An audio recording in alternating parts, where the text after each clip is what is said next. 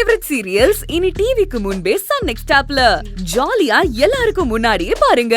இப்பவே Sun next ஆப்பை download பண்ணி சப்ஸ்கிரைப் பண்ணுங்க. நாம முதல்ல சரி பண்ண வேண்டியது ஆனந்திய, அவ மனச.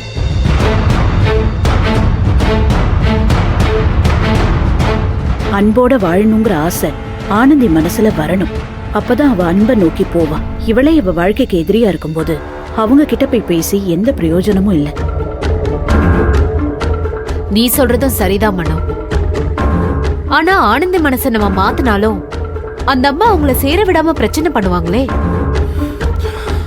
அப்ப நம்ம யாராவது போய் பேசிதானே ஆகணும். அதுக்கான காலம்னு ஒண்ணு இருக்குல்ல. அவங்களுக்கும் சில காயங்கள் இருக்கும், அதுவும் ஆறணும். அப்ப போய் நம்ம பேசி பார்க்கலாம். கரெக்ட். எவ்வளவு பெரிய பிரச்சனையா இருந்தாலும் சரி, காலம் அதை சரி பண்ணும். சரி மனோ, நாங்க கிளம்புறோம். அப்புறமா நம்ம மீட் பண்ணலாம். கோகிலா, கவலைப்படாத. ஆனந்தி ரொம்ப நல்ல பொண்ணு. அவ வாழ்க்கையில இப்ப கொஞ்சம் கஷ்டமான டைம். எல்லாம் சீக்கிரமாவே சரியாயிடும். நம்பிக்கையோட இரு. சரி சின்ன பாய். மகேஷ், நம்ம போலாமா? வா. சரி அம்மா, ஆனந்தியும் அன்பும் சந்திச்சு பேசினாங்கன்னா பிரச்சனை எல்லாம் சரியாயிடும், எல்லாம் நல்லபடியா முடிஞ்சிரும்னு ரொம்ப நம்பிக்கையா இருந்தேன். ஆனா இப்ப அதுல இடி விழுந்த மாதிரி ஆயிடுச்சு. இனி எப்படிமா ஒண்ணு சேருவாங்க? ஆனந்தி வாழ்க்கை என்ன ஆகும் நினைச்சா ரொம்ப பயமா இருக்குமா. கோகிலா, அன்பை வீட்டுக்கு கூட்டிட்டு போயிட்டா அன்பு ஆனந்தியும் சேராம போயிடுவாங்க. நீ ஏன் நினைக்கிற? அன்பு ஆனந்தி இல்லாத வாழ்க்கையை நினைச்சு கூட பார்க்க மாட்டாரு. அவர் ஆனந்தியை தேடி கண்டிப்பா வருவாரு. அது மட்டும் இல்ல, கம்பெனியில 2 பேரும் தினமும் பாத்துக்க தானே போறாங்க.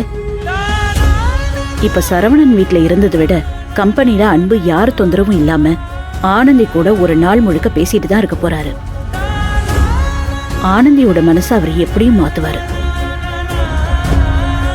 எனக்கு அந்த நம்பிக்கை இருக்கு. தைரியமாயிர.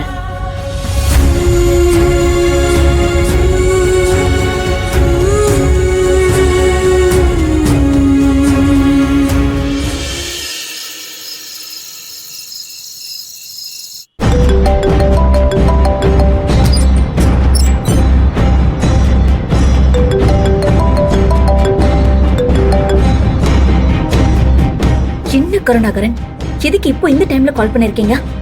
மேடம், இவன் டார்ச்சர் என்னால தாங்க முடியல மேடம்.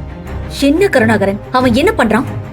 எவ்வளவு பேரை கம்பெனில சமாளிக்கிறீங்க, அவன் ஒருத்தனை உங்களால சமாளிக்க முடியாது? மேடம், கம்பெனில இருக்கும்போது என் குரலை கேட்டாலே பொம்முவான் மேடம், ஓடி ஒளிவான் மேடம். இப்போ என்னடான்னா எனக்கே இவன் தண்ணி காட்டுறான்.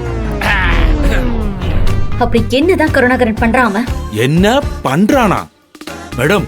டெய்லி சரக்கு வாங்கி தர சொல்லி என்ன போட்டு டார்ச்சர் பண்றான் மேடம்.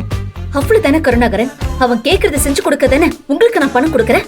வாங்கி கொடுத்து தொலைய வேண்டிதானே. அதுக்கு எதுக்கு இப்ப எனக்கு போன் பண்றீங்க? அவ்வளவு தானாவா மேடம்?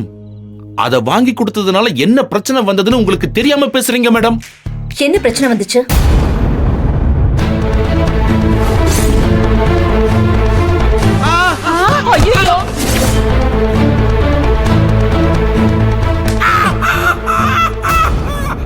ஐயோ, என்ன சொன்னீங்க? ஆனந்தி ரகுவ பாத்துட்டாளா? பாத்து இருப்பா மேடம். ஜஸ்ட் மிஸ்ல எஸ்கேப் ஆகி வந்துட்டோம் மேடம். எல்லாம் இந்த நாதாரினால மேடம். அன்புக்கு ஏதோ உடம்பு சரியில்லைன்னு ஹாஸ்பிட்டல் கூட்டிட்டு போனதா சொல்லிக்கிட்டு இருந்தா. அந்த ஹாஸ்பிட்டலுக்கு தான் நீங்களும் போனீங்களா? ஆனா ஆமா மேடம், தெய்வாதீனமா இந்த ராஸ்கல கோகிலா புருஷனுக்கு யாரு இவன்னு தெரியாததுனால ஒரு வார்ட் பாய் அனுப்பி ஆனந்தி பாக்குறதுக்கு முன்னாடி இழுத்துட்டு வர சொல்லிட்டேன் மேடம்.